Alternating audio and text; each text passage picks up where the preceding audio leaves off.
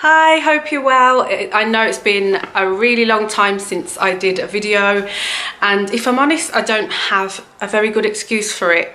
Well, I do in some ways. I've just been working hard. I have my, we have our Reiki space, or therapy space in South Woodford in London, and it's going really well, like beyond my expectations, and so that's been keeping me busy, and I've been trying to get a balance with that because, as you know, there's a lot of admin to do, and trying to make sure I get to go to the gym still and live my life. So yeah, it's just been a long time, and I'm sorry, but I hope you're all well.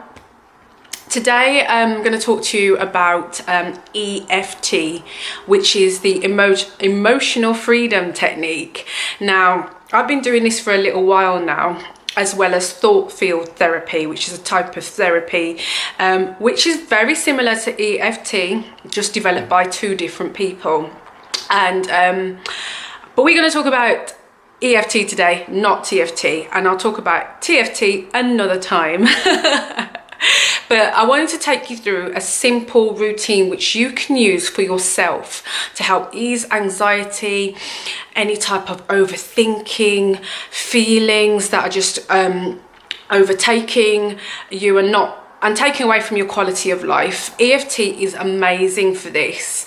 And a funny story, when I first got introduced to TFT, this was just like Reiki many years ago, when I just wasn't the person that I am now, and I just didn't have the experience that I have now, and the open-mindedness that I have now, or any type of inclination into how people thought or felt. I didn't really care. Because I didn't even care about my own feelings. So things like Reiki, EFT, therapy, anything just wasn't on my radar. I just was like, what's that? Don't need it. So I was like, it don't make no sense. And since I've been on running Free Your Mind for the last 7 years. I've come a long way. I've learned a lot. I've studied a lot, and I've had my own experience with mental illness, and in a way that all that type of thing, that experience humbled me, and it made me really curious about people. I mean, I studied psychology at school, but when I was studying it, I think it was more that I thought, it'll help me analyze people and stuff like that. And anyone who studied psychology knows that that's not what it helps you to do. It can help you with perception and give you an insight, but it doesn't help you to analyze people. And so I studied it for all the wrong reasons, and I would love to study it again with the mindset that I have now, because I'm genuinely curious about everything. But anyway, let's talk about EFT. So I am an EFT practitioner and master, and also a TFT therapist, and EFT is called the emotional freedom technique, and TFT is called thought field therapy. Now, I will talk about TFT another time. EFT, let's do this. So EFT is a form of tapping that you use on different meridian points around the body. Now, with Reiki, you have the chakra system. I personally believe that the meridian points also have alignment to the chakra system. And the meridian points are lined throughout the body, not so coincidentally in line with where many of our chakras are. And there are lots of meridian points, and meridian points are used by acupuncturists, they're used by reflexologists, and all sorts of other therapies.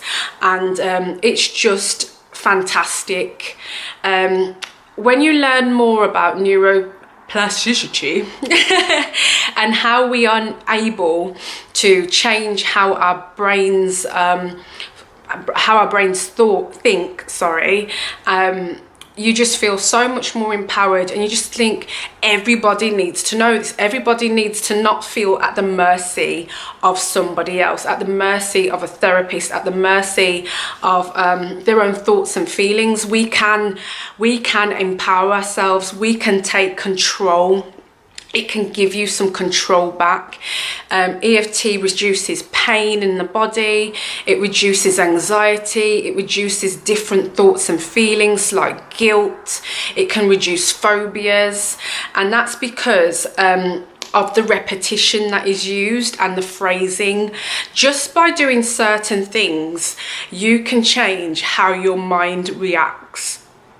So you might have a reoccurring obsessive thought in your mind that just won't go away. With repetition and using the tapping of the points, you are distracting your mind from thinking how it usually does and inputting something new into your brain, which ultimately results in changing how it thinks. So you're putting a new message in there, basically. So it's like opening an envelope with a letter in it, taking that letter out and putting a different message inside the envelope, and therefore you've got a whole different story going on there. And that's what we do with EFT.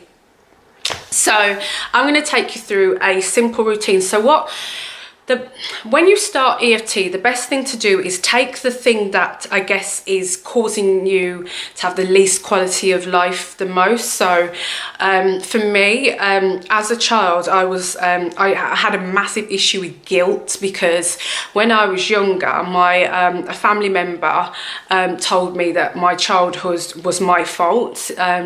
You know, my mom attempted suicide when I was a kid, and I was told that that was my fault. You know, being a kid, you know, using adults to guide me around the world, I totally believed it. I totally thought that that was the case. So I had massive issues with guilt throughout my life. It made me a people pleaser. It always made me think I was in trouble. You know, I was, you know, constantly on edge thinking, oh my God, am I in trouble for this now? You know, I just felt in trouble all the time. And that led into my adult life. So I could never really be relaxed or be free of judgment in my own mind. Of course, doesn't mean that other people judging me, but I constantly felt like I was on the stand, you know, and that's a horrible way to live. You cannot enjoy your life with those type of thoughts in your mind. It's debilitating, and ultimately it just wasn't true. It just wasn't true. I was a child. I had no control of my life. So an adult taking an action as she did, that it was never going to be my fault. It's just impossible. It was ridiculous that was even told to me. Anyway, to relieve this guilt, it's taken me a lot of work, to be honest. It really has. I won't say it was a simple thing. However, with EFT, you can reduce how I could reduce how it affects me. Now, you don't have to use guilt. You can use, you can use anxiety. You can use grief. You can use anger. You can use regret. Whatever it is that's holding you back, you take that and use that word. Now, I'm going to go with the word guilt.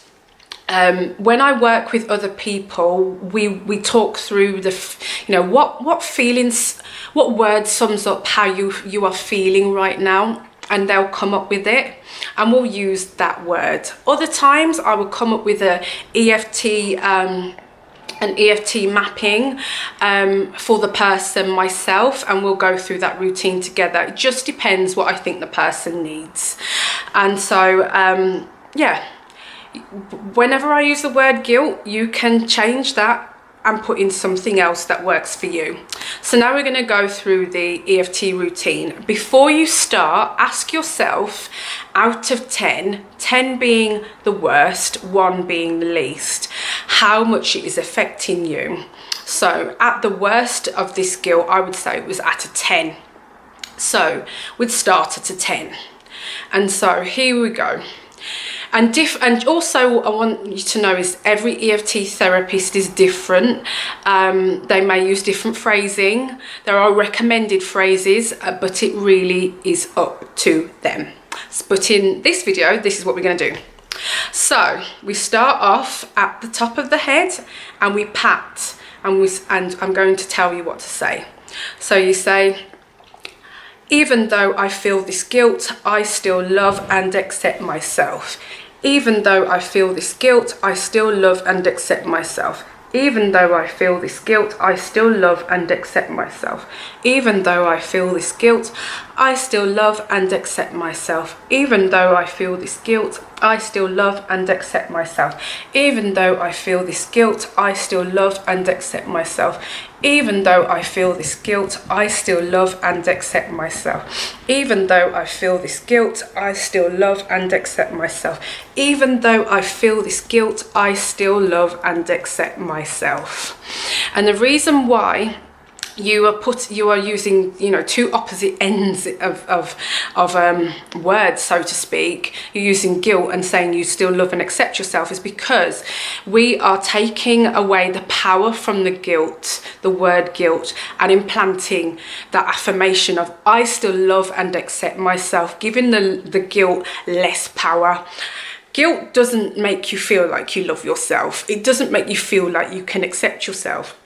So what we are telling the brain is that I still love and accept myself. This is not going to take over me. And what you do after each round of this is check where you are on the scale of 1 to 10. If you find that, you know, it's still a 10, just keep going, just keep going. You may need to change the word from guilt to maybe something that's a bit stronger or a bit more relative to how you're feeling. But you know, if guilt feels like the right word, if you know any of the other words I've suggested work, give those a go. But you keep going until the number comes down for you. And that is EFT essentially. I will talk about thought field therapy another time because it's a little bit longer and I don't want to make this video really long for you. I just wanted to keep it simple and give you something to work with. It is brilliant. I've had incredible results using this with my own clients, and I just think that everyone should have this in their toolbox. It doesn't matter if you have mental health problems, general stress, you know, you're going through grief, you're going through a breakup. It's great for everybody. It's a really good mind management tool. And yeah, I think that's about it. But I hope you've enjoyed this. If you haven't got the points of the EFT points well, I'll just run through it one more time. So you're going to, some people start at the wrist first, and that's fine. I start at the wrist last because that just works for me. But you can start at the wrist first. As you'll notice, as you watch different EFT, TFT practitioners, therapists, you will see that they use the combinations differently, and that's fine.